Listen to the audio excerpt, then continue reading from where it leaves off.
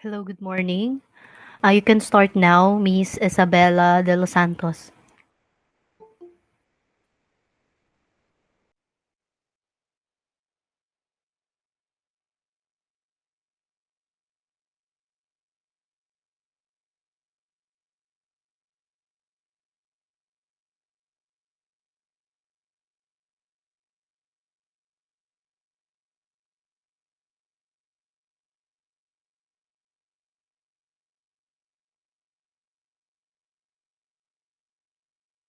Ma'am, Hello. si Hela Yes. Diva po hindi po makaka-join, may lagnat po, and si Casella po may work po siya.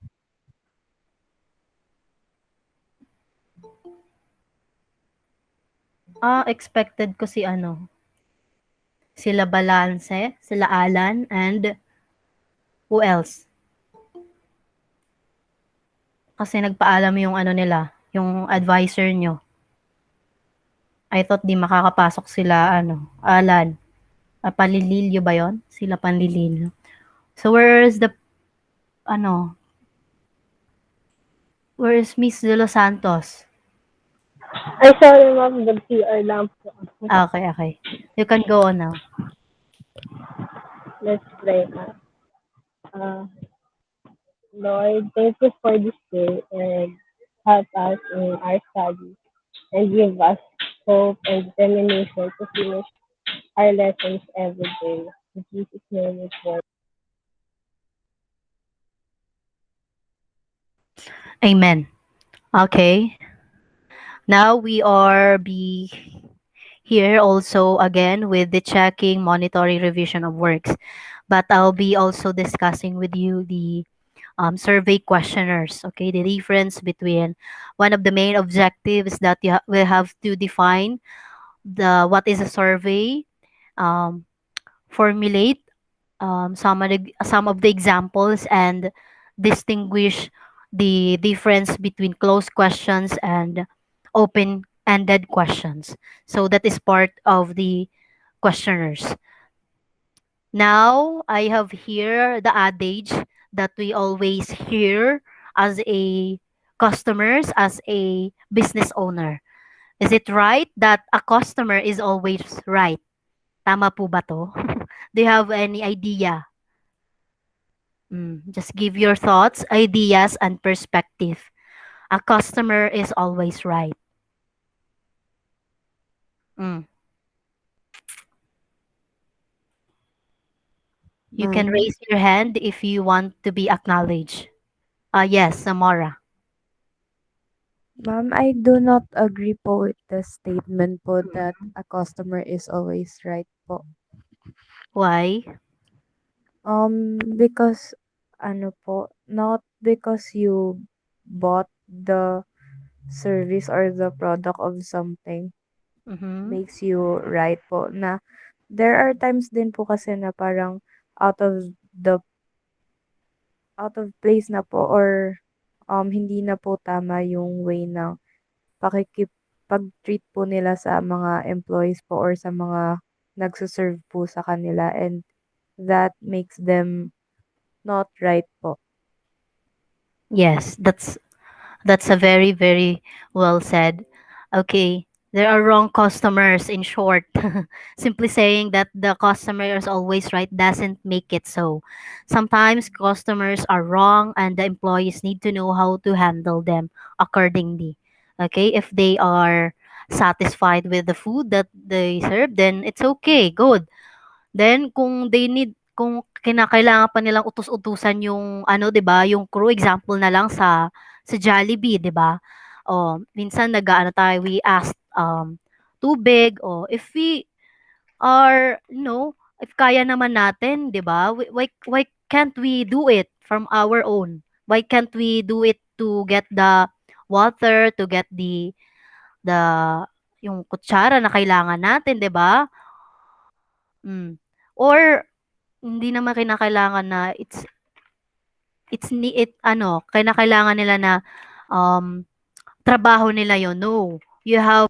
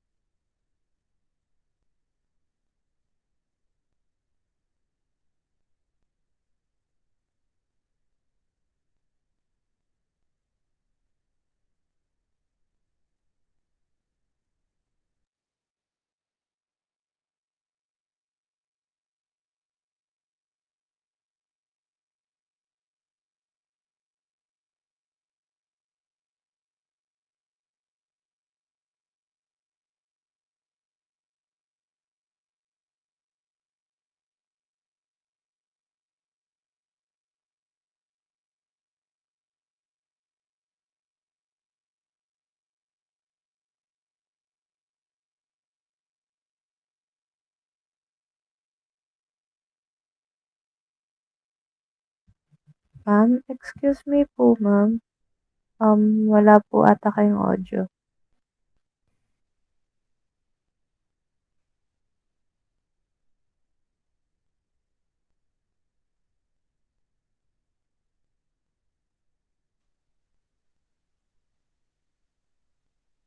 Okay, naririnig na ba ako? Yes or no? I thank you. Yes po. Yes, sir. I Ba't thank you. nagba-bounce back yung ano ko? Okay, wait for a moment.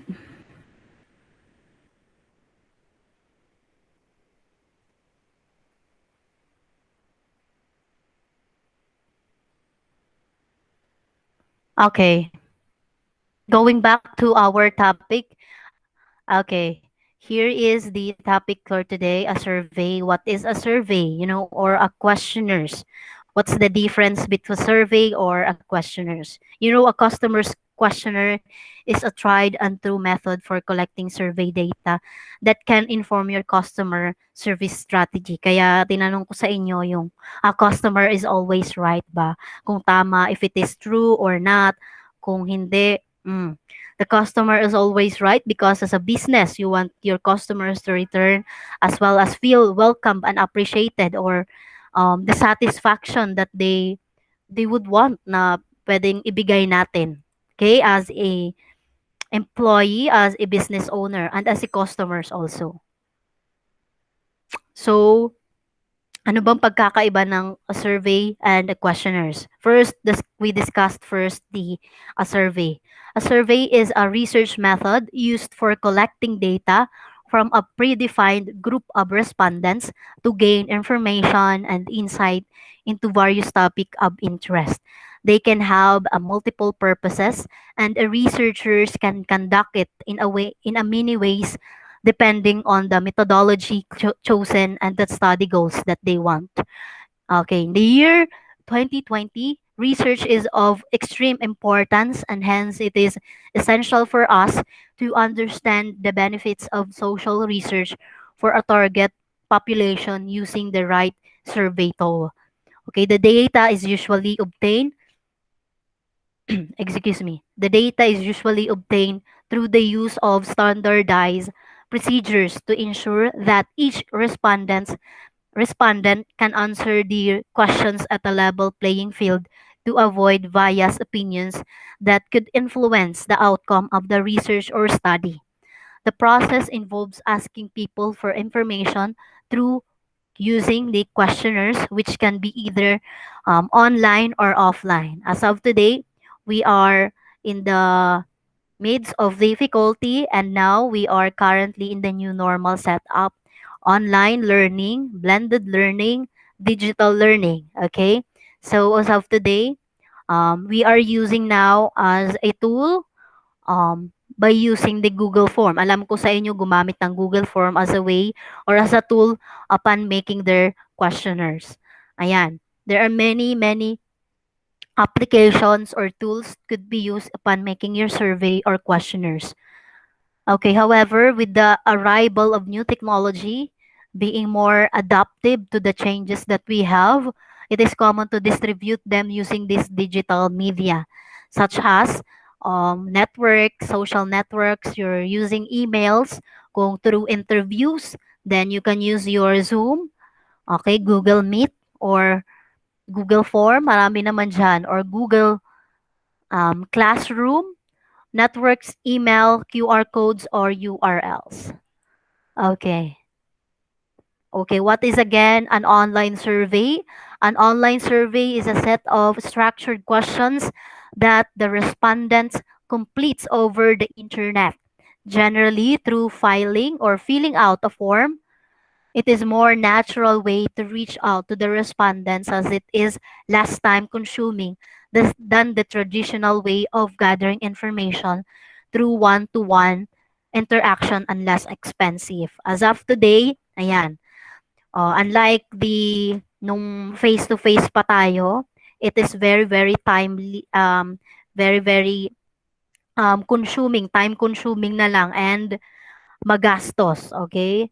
yung example na lang yung pagpapagawa natin ng mga questionnaires by pagpa-printing out or making a hard copy for that. Mas ado ng magastos or yun lang yung siguro disadvantage nyo yung making effort upon choosing what the tools could you use or what application na pwede nyong gamitin as upon gathering or conducting your study or conducting your survey questionnaires. Isa na yun is siguro yung Google form na ginamit nyo.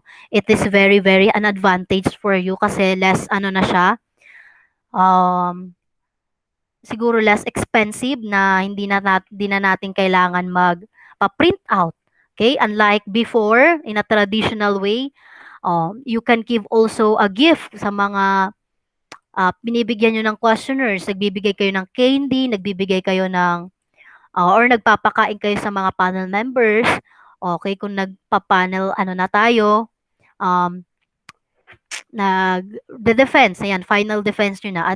At least yung magiging ano nyo lang siguro outcome dito, yung final defense nyo after that, you can be able to make a hard copy, ayan, of your study, of your research. Ayun na lang siguro. Okay, the data is collected and stored in a database which is later evaluated by an expert in the field. I know each member have a role in your study, in your research. Alam ko naman sa'yo, if you are good in grammar lapses, you can be able to go on with that. If you are good with upon making questions or upon making questionnaires, conducting a survey, then you can go on with that. Siguro nandun na lang siguro yung team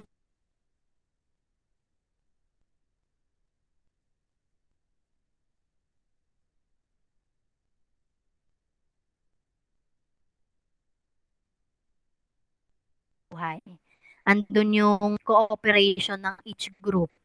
Kung if you are good with this, then pwede kang magpatulong. Kung hindi ka magaling dyan, okay, you can ask help with your group mates. Ayan. And here is the father of research survey. Pakitake note to si Paul Felix Lazarfield. Okay. Siya sa mga the father of research surveys. And Paul Felix Lazarfield, popularly known as the founder of the modern research survey that we have. Ay, akala ko may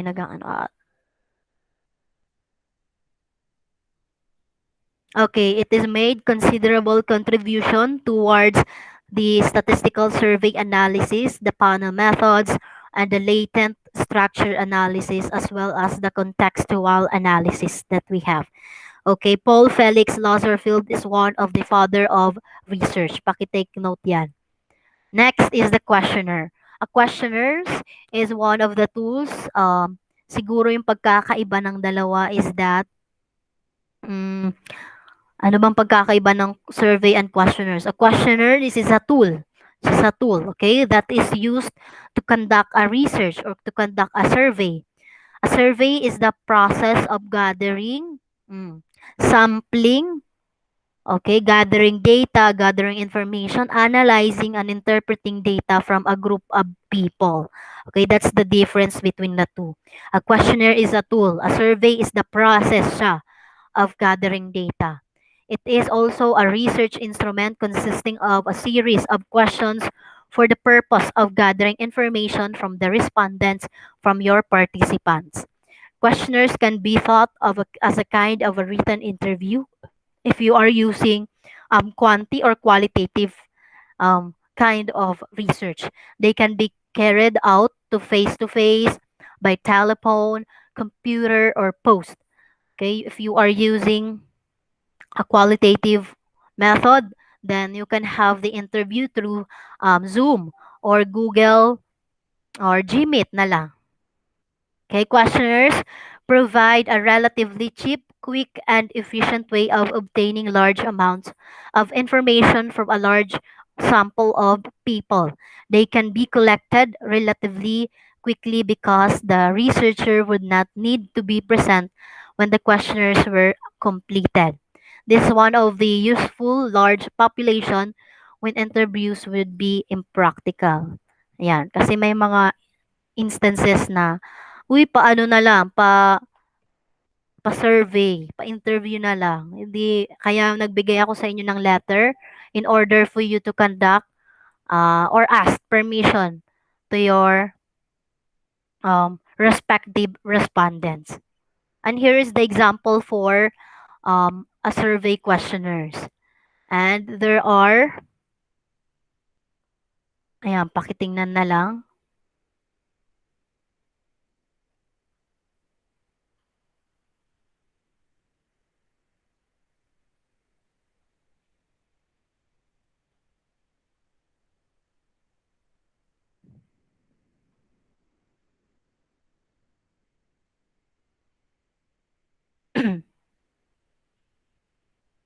Okay. Ayan, as you can see in here, there is emotional kung gumagamit tayo ng questionnaires na satisfied, dissatisfied, very satisfied, neither. Ayan, kung nasa gitna, neither satisfied or nor dissatisfied. A questionnaires is a research tool used to conduct surveys. It includes, of course, those specific questions with the goal to understand a topic from the respondent's point of view. Kaya, I'll be sharing with you questionnaires typically include a close-ended questions and an open-ended questions. One of the objective is that we have to familiarize or differentiate between the two. Ano ba ang closed questions? Okay, when we say closed questions, this is the structure they answer by only allowing responses which fit into pre-decided categories. Meaning to say, you can be able to answer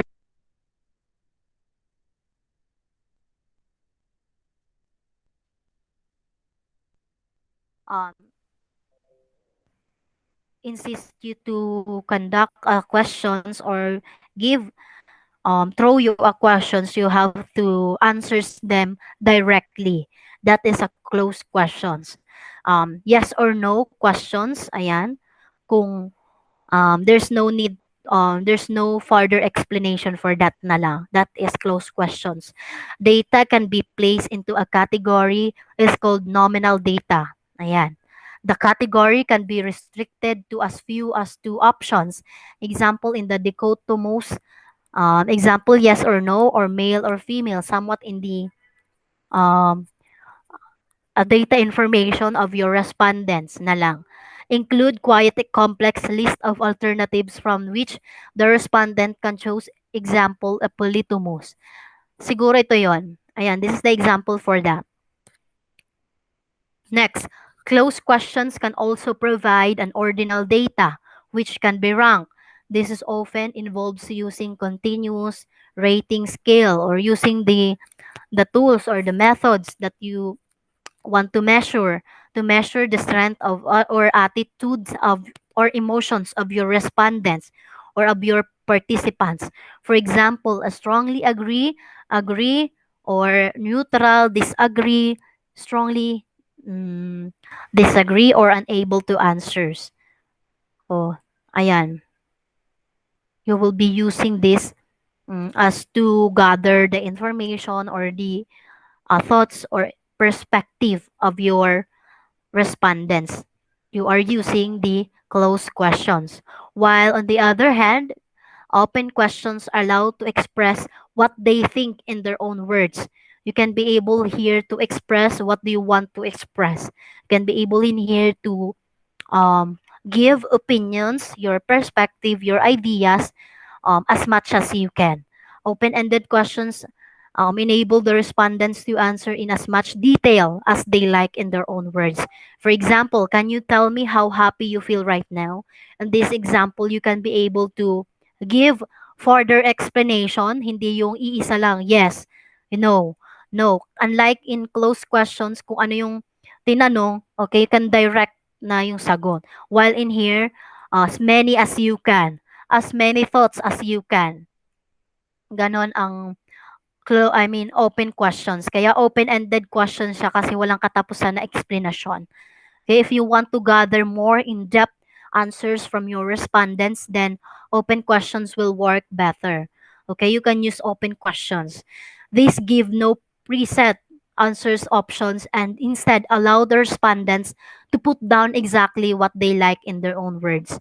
Open questions are often used for complex questions that cannot be answered in a few simple categories but require more detail and more discussion. Sabi ko nga sa inyo kanina. More references, more explanation, more discussion, that is an open questions. Okay, that's the difference between closed questions and open questions. So do you have any questions?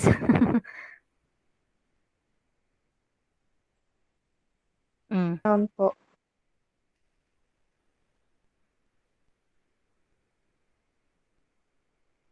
Again, a questionnaire is a tool, while a survey is the process of gathering. Ayan yung pagkakaiba ng dalawa. And don't need to confuse between the two. Okay, so far, where are you now in your research? I know some of you are done with the survey, done with, mm, pero I know gusto ko na i-gather nyo yung mga data, that is relevant to your study. Hindi yung nag-gather lang kayo kasi you have the questionnaires. Hmm?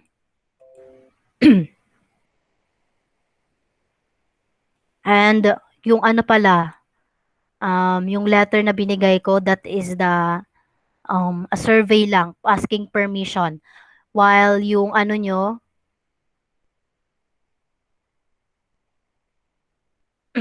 yung for your final defense, okay, to be announced na lang siguro. Kasi di pa na ano yung letter na binigay namin eh. Okay, our coordinator will mm, update us. Okay, when would it be? So, no pressure. Take your time upon finishing your research and nandito pala sila Ala. Nakala ko excuse sila. Okay. Secretary, please monitor the attendance. And if you don't have any questions, um, I think that's it for today. And I hope you gain something more about this topic and see you on our next meeting. Okay. Bye bye for now. Thank you po, Bye, ma'am. Bye ma'am. po. Thank Thank you you. po.